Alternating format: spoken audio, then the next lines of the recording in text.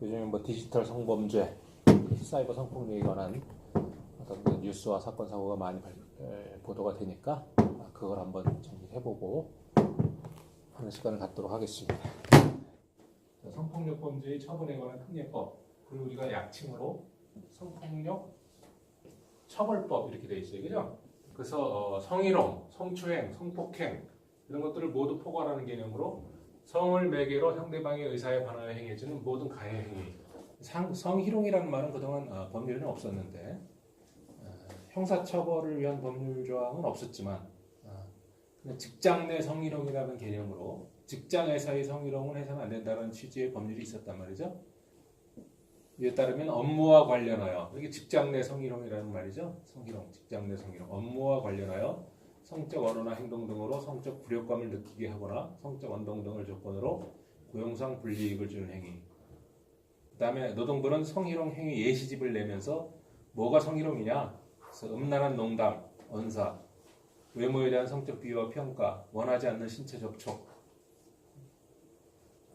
그러니까 말로 하는 성희롱이 있고 신체 접촉을 통해서 하는 성희롱이 있다는 거죠. 신체를 접촉하면 보통은 성추행이 되는 거 아니에요, 그렇죠? 우리가 보통 얘기할 때 손을 대면 성추행이 되는 거고 손을 대지 않으면 성희롱이 되는 거다 이렇게 얘기하는데 노동부에서 얘기하기로는 이 신체 접촉도 원하지 않는 신체 접촉도 이것도 추행에 이르지 않는 성희롱도 있다라고 이렇게 얘기를 하는 거예요. 회식 야유의 자리에서 옆에 앉히거나 술을 따르도록 강요하는 행위. 그 다음에 이제 성희롱의 단계를 넘어서 성추행으로 가면 성추행은 강제추행을 뜻한다. 형법상 강제추행이 성희롱과 다른 것은 폭행이나 협박을 수단으로 추행하는 것이다. 폭행이나 협박이 있어야 된다. 그래서 강제추행한 자는 10년 이하의 징역에 처한다. 그 다음에 성폭행은 강간을 의미하는데 성폭행 미수는 강간 미수가 되겠죠. 강간은 폭행 또는 협박을 가하여 사람과 교접 행위를 하는 것을 말한다. 형법 강간한 자는 3년 이상의 유기징역이 차. 자, 그러면 이게 일반적인 성폭력에 대한 내용이고, 그럼 사이버 성폭력은 뭐냐? 사이버 성폭력은 이러한 행위를 정보통신망, 사이버 공간에서 행할 경우에 그것이 사이버 성폭력이다 이렇게 얘기할 수가 있는데, 근데 성폭력이라고 하는 것은 성희롱의 경우는 말로도 하는 거지만 성희롱의 일부하고 성추행, 그 다음에 성폭행 이런 것들은 다 신체적인 접촉이 있어야 된단 말이에요. 그런데 사이버 성폭력이라고 할 때 사이버 공간에서 신체적인 접촉이 있을 수가 없잖아요. 그렇죠? 그래서 상당히 그 어떤 사례는 상당히 경우의 수가 줄어들 수밖에 없다. 그런 얘기이고 사이버 공간을 디지털 공간이라고 본다면 디지털 성폭력, 디지털 성범죄, 온라인 성폭력, 온라인 성범죄, 사이버 성폭력, 사이버 성범죄, 인터넷 성폭력, 인터넷 성범죄 이런 것들로 우리가 부르는 말이 다 용어는 다르지만 다 같은 범죄다 이렇게 얘기할 수가 있겠죠. 자, 사이버 공간의 특성상 성추행이나 강제추행 및 성폭행은 불가능하다. 그래서 사이버 성폭력으로 우리가 분류할 수 있는 내용 각 법률들에 다 들어가 있는 것들을 정리해 보면 사이버 성희롱이라는 개념이 있고 통신 매체 이용 음란, 사이버 스토킹, 몰래 카메라 촬영 및 유포, 몸캠 피싱, 또 사이버 음란물 이것만 가지면 음란물죄지만 이거를 유포하는 경우에 성폭력이 될 수가 있다는 거죠. 리벤지 포르노라고 하는 게 이게 성폭력이지. 이거는 음란물이 아니라 음란물일 수도 있고 성폭력일 수도 있죠. 자, 사이버 성희롱 먼저 살펴볼까요? 사이버 성희롱은 사이버 공간에서 행해지는 성희롱을 말한다. 주로 언어적 표현에 의한 언어와 문장에 의한 표현밖에 없죠. 사이버 공간에서 또 있나요? 또 있지. 사진에 의한 표현, 동영상에 의한 표현, 또 글자는 아니지만 어떤 구호를 가지고 또 표현할 수도 있고 다양하죠. 어쨌든 사이버 공간에서 유통되는 그런 각종 콘텐츠를 통한 성희롱은 다 사이버 성희롱이다 이렇게 볼 수가 있겠어요. 그래서 또 그 본래적인 어떤 성희롱의 내용을 갖추지 않았다 하더라도 상대방이 여성인 경우 여성을 모욕하는 행위가 잘 읽어보면 여성이라는 이유로 모욕을 하는 경우가 있을 수 있어요. 그런 경우는 성폭력이라고 볼 수도 있고 성적 모욕이나 수치심을 야기하거나 음란한 행위를 하는 것이 다 포함되고 그런 경우도 있습니다. 여성의 성을 모욕하고 수치심을 지는 사이버 모욕 행위, 모욕이 될 수가 있다는 거죠. 그래서 사이버 모욕 행위에 해당이 되면 모욕죄로도 기소할 수가 있고 이 통신매체 이용 음란죄 이걸로 기소할 수도 있어요. 그냥 이건 사이버 성희롱이다 그래서 처벌 조항이 없다 이렇게 얘기할 수가 없죠. 그래서 일상 공간에서의 성희롱은 형사처벌할 수가 없어요. 거의. 네? 어떤 민사적인 구제라든지 어떤 행정적 어떤 아니면 사내의 어떤 사내 질서를 유지하기 위한 회사 자체 내 자치법규에 의한 어떤 규제 이런 것밖에 못해요. 그런데 이 사이버 성희롱은 잘만 엮으면 형사처벌이 가능하다. 형사처벌이 그런 좀 특징이 있죠. 자, 그래서 통신매체 이용 음란죄를 먼저 보면 통신매체를 이용하여 음란한 콘텐츠를 전송하는 행위인데 통신매체라고 하는 것은 굉장히 다양한 수단이 있을 수 있겠죠. 통신매체 우리가 통신할 수 있는 모든 매체는 다 통신매체로 보는 거고 근데 그것이 여성을 상대로 한 통신매체 이용 음란 행위면 사이버 성희롱이라고 우리가 과거에 불러왔다. 성폭력 처벌법 13조에 보면 통신매체를 이용한 음란 행위 그래서 자기 또는 다른 사람의 성적 욕망을 유발하거나 만족시킬 목적으로 전화, 우편, 컴퓨터, 기타 통신매체를 통하여 2년 이하의 징역이 처할 수 있다. 이런 얘기. 자, 구성요건별로 따져보면 자기 또는 다른 사람의 성적 욕망을 유발하거나 그 다음에 전화, 우편, 컴퓨터, 기타 통신매체를 이용해야 된다. 기타 통신매체는 뭐가 있습니까? 그 다음에 상대방에게 보내는 말, 음향, 글, 그림, 영상 또는 물건일 수도 있다는 거죠. 상대방의 성적 수치심이나 혐오감을 일으키는 것이어야 된다. 자, 그 다음에 몰래카메라 촬영죄를 볼까요? 이 몰래카메라 촬영죄는 몰래카메라를 찍는 행위 자체가 범죄인데 그 몰래카메라로 찍은 거를 유포시키는 행위가 더 큰 범죄이기 때문에 항상 촬영 및 유포를 같이 얘기를 해야 돼요. 그래서 몰래카메라 죄 그냥 이래버리죠. 몰래카메라 촬영죄 그러면 촬영만 얘기하니까 그냥 몰래카메라 죄, 몰카죄 이렇게 얘기하는 게 촬영과 유포를 다 포괄하는 개념이다 이렇게 얘기할 수 있어요. 촬영 대상 인물의 동의나 허락을 구하지 않고 스마트폰이나 소형 카메라를 이용해서 주로 여성의 신체를 촬영한다라는 건데 남성의 신체를 촬영할 수도 있어요. 그다음에 몰래카메라 촬영죄, 촬영물 유통죄.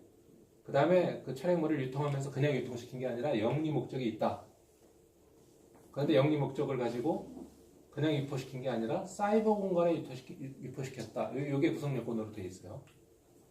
그냥 몰래카메라 촬영물을 유통시킨 경우. 이거는 뭐 사이버 공간인지 아닌지 수식어가 없어요.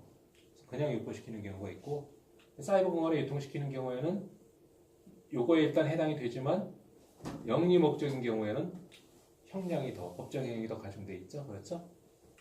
자, 반드시 여성만을 대상으로 한 범죄는 아니지만 주로 여성을 대상으로 범위를 한다. 법률 규정. 몰래카메라 촬영죄, 성폭력 처벌법 14조. 카메라나 기타 이와 유사한 기능을 갖춘 장치를 이용하여 성적 욕망 또는 수치심을 유발할 수 있는 다른 사람의 신체를 그 의사에 반하여 촬영하거나 5년 이하의 징역에 처한다. 그러니까 몰래카메라 촬영하면 5년 이하, 몰카물을 유통시켜도 5년 이하가 되는 거죠. 응? 그 촬영물을 반법 판매, 임대, 제공, 공공연하게 전시상영. 여기에 현실 공간에서라는 수식어도 없지만 사이버 공간이라는 수식어도 없잖아요. 그렇죠? 어떤 경우를 통해서 배포하더라도 다 해당이 되는 거죠. 그 다음 제2항에 보면 제1항의 촬영이 촬영 당시에는 촬영 대상자의 의사에 반하지 아니하는 경우. 이 사후 몰카물 유통죄 이러니까 죽은 다음에 몰카물을 유통시키는 경우다 이렇게 탁 들어오지 않아요? 그게 아니고 찍을 때는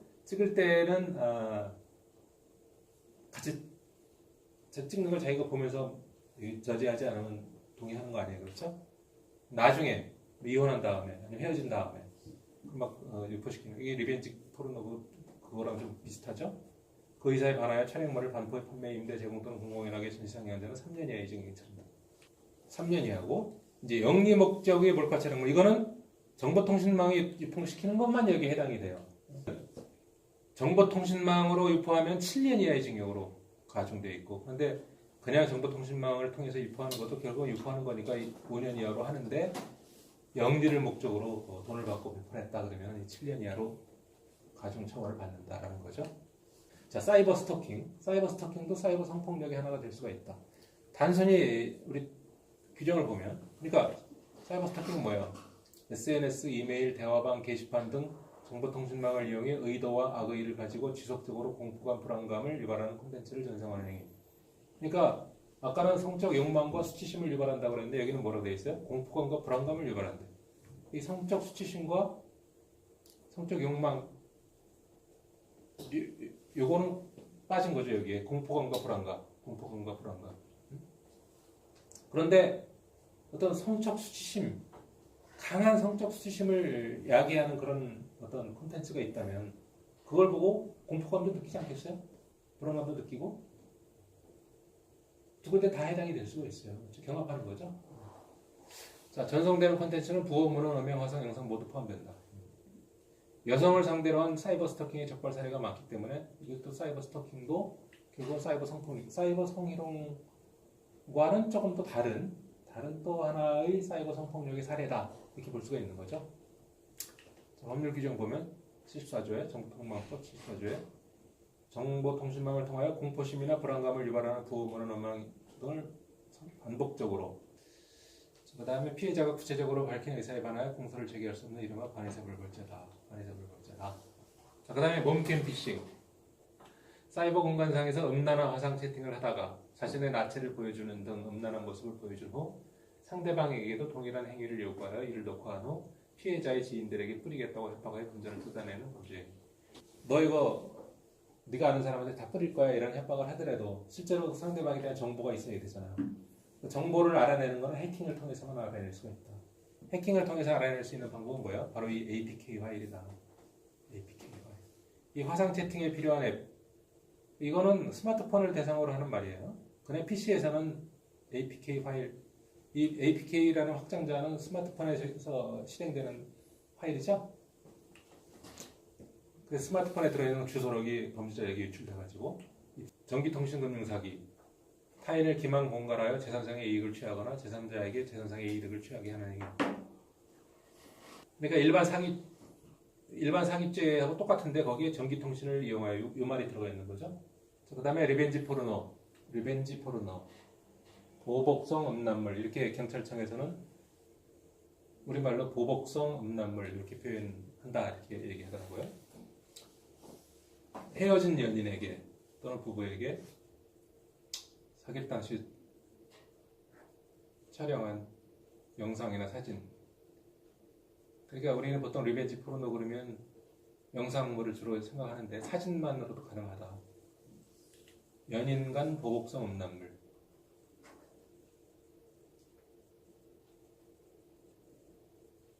자, 여기는 사이버 성폭력일 뿐만 아니라 인격살인 행위다. 자, 성폭력 특별법에 보면 다른 사람의 신체를 그 의사에 반해 촬영하거나 그 촬영물을 유포한 경우만을 성폭력 범죄로 처벌할 뿐 자신의 신체를 직접 촬영한 촬영물이 본인의 의사에 반하여 유포된 경우에는 처벌 대상이 아니다. 이 경우 형법상의 명예훼손죄나 정보통신망법상 사이버 음란물 유포죄로 처벌한다.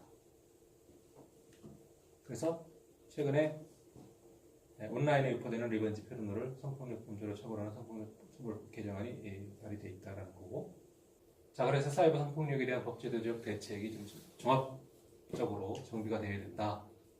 현실 공간에서의 여성 상대 성폭력도 큰 문제이지만 사이버 성폭력 또한 시급히 없어져야 될 중대한 여성인권 침해 범죄이다.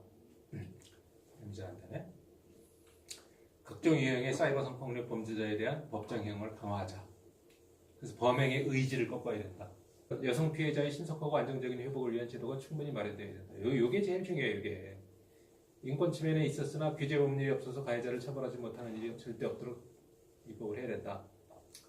사이버 공간의 특성상 현실 공간에서보다 윤리의식이 훨씬 약화되기 쉬우므로 사이버 성폭력 방지를 위해 가장 중요한 일은 모든 이의 사이버 윤리의식을 강화하는 일일 것이다.